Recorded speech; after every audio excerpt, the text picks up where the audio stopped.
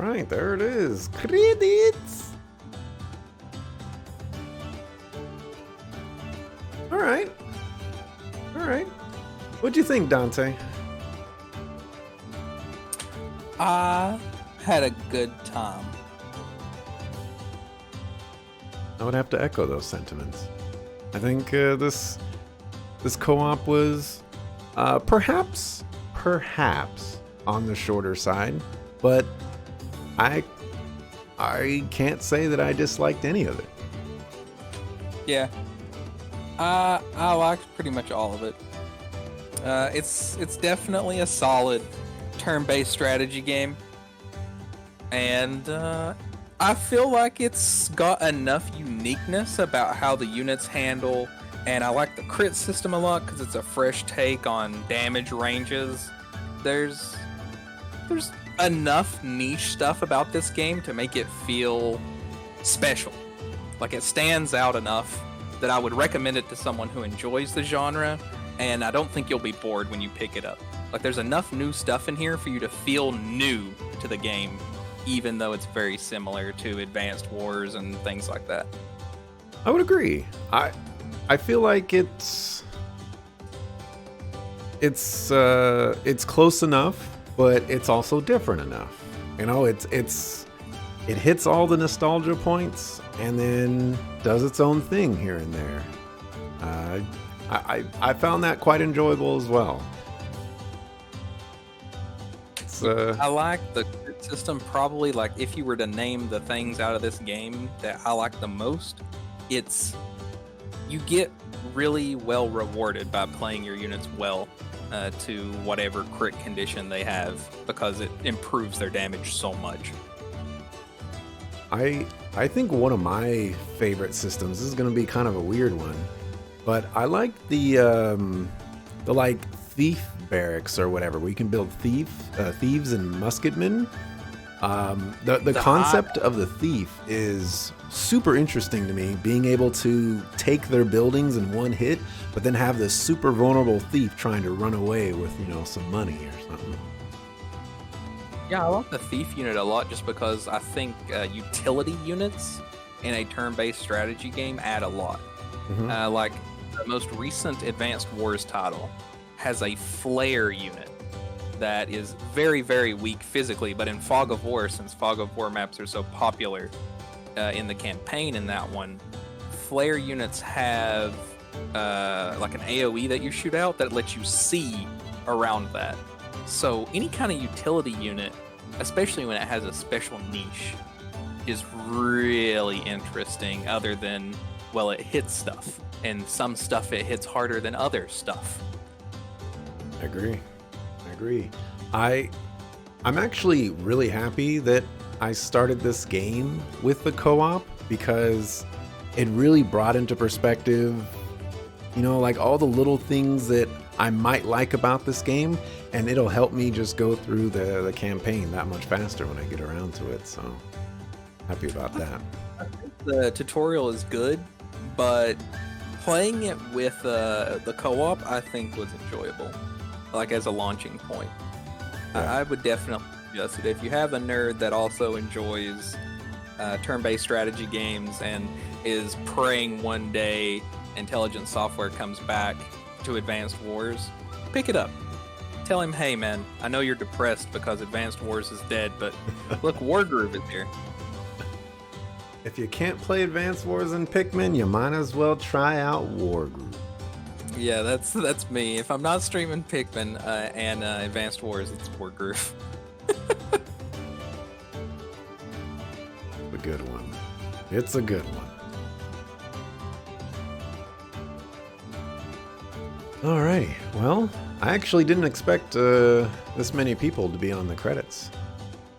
It's gonna take a while. Yeah, a sizable development team for. I'm pretty sure all of this is indie studio.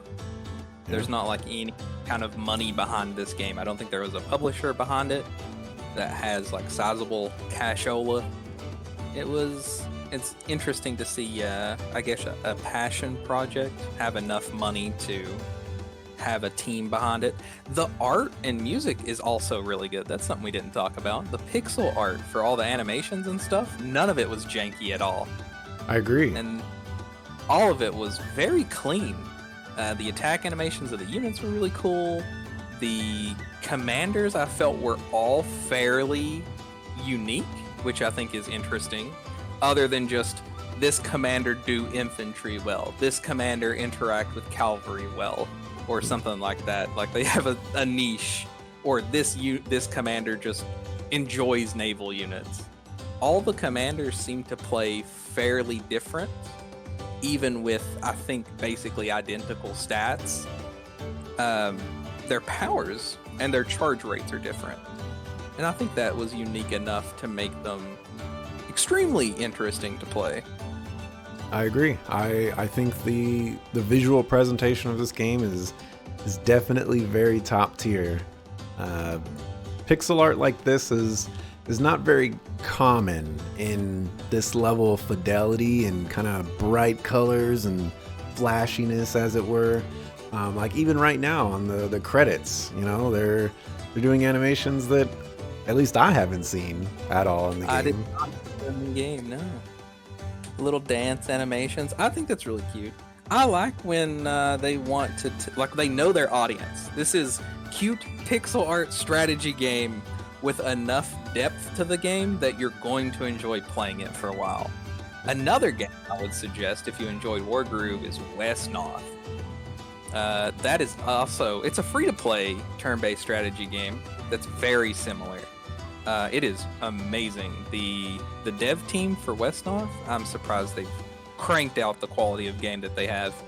Isn't that the game where you had to restart the beginning like 8 times because you didn't get the RNG? Don't just playing the campaigns on the hardest difficulty and playing risky business. Because the terrain in that game is really something else. The RNG for that is way higher than this game is. This game doesn't have attack value, right? It just has damage values. So you don't have to worry about, am I going to hit? It is, what is the range of the damage I'm going to do? I like that when games don't have as wide of an RNG window. West North does have an RNG window, 100%. So I think it's more along the lines of Fire Emblem than without the heroes. And then Wargroove is more along the lines of Advanced Wars because there's less like to hit stuff. I would definitely say if there was one thing that I didn't like about this game that a lot of, you know, tactics games do, it's damage ranges. I would definitely prefer to have a flat value that I'm gonna hit that unit for instead of, oh, I'm gonna do 45 to 65 damage, because it informs you more on the decisions that you want to make instead of hoping for a high roll, getting a low roll, and then suddenly you're at a disadvantage because of, you know, you just got unlucky on that. Yeah, I don't care too much for like wide damage ranges. Yeah, I think that it takes away from the enjoyment of the game and encourages save scumming, especially for like if you're going for rank S's on all the campaign missions, right?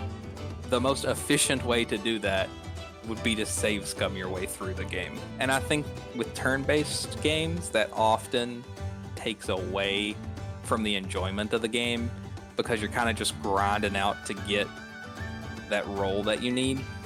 And I'm not saying necessarily, because I don't know enough about the game to know that that's necessary. I just know that in my experience, that can be a difficulty if you're looking to grind out the best ranks on some of these campaign missions. That can happen in a lot of games. There's a few of those in Advanced Wars where like you just have to either get a crit on a specific unit to make it possible to meet the turn limit, and that could be here. I don't know, haven't played enough of it, but less ranges would be better. You want to be encouraged for strategy and not be encouraged for getting lucky or unlucky. Agree. 100 agree. And, in a strategy game, that's the goal we're all seeking out, is to flex our strategical minds. Like your commander on fire. And then missing an opportunity to get a huge flex. Yeah. That would have been perfect. The last mission, the last chance, and I just said, you know what? I hate this ability so much that I didn't even consider it a possibility. Would have been amazing. All right. Well, that's going to wrap it up for Wargroove Double Trouble. I have no idea what the next co-op game will be sometime down the road, but I'm sure it's going to be equally as fun, or perhaps even frustrating. Because we haven't come across one of those yet. Yeah, thanks for watching. Appreciate it. Dante, you have any final words? I wish that we had any other commander. Any other commander would have been more interesting to play. Don't play as the twins. Anything else. Yeah, the hammer guy was actually kind of cool. His punt ability was fun. I liked it. Into the drink he goes. All right. Well, that's gonna be it for me for today. I'll be back tomorrow, 8:30 a.m. Pacific, with some more Greedfall. Dante, you gonna be streaming on Tuesday? Tuesday, Wednesday, Thursday, more than likely. World of Warcraft, the casual edition. What time can people find Mr. Definitely Dante? 8:15 Eastern Standard Time, so 5:15 Axel time. All right. And you can find him at twitch.tv/definitelydante. He does all the World of Warcraft rating that there is to be had. He's doing Mythic rating, and he is doing a mighty fine job of it, I must say so. Yeah, sometimes we even kill a boss. Sometimes he even kills a boss. He's doing Mythic rating. He's already in the top 5,000 guilds, probably. That might be true, but there's only so many of them. Well, I'm not actually sure what the guild ranking is. It's a guild ranking of some sort that's probably better than like top 10,000. Yeah. See, he's killing it. But yeah, we hope to see you around. So see you when we see you. Peace.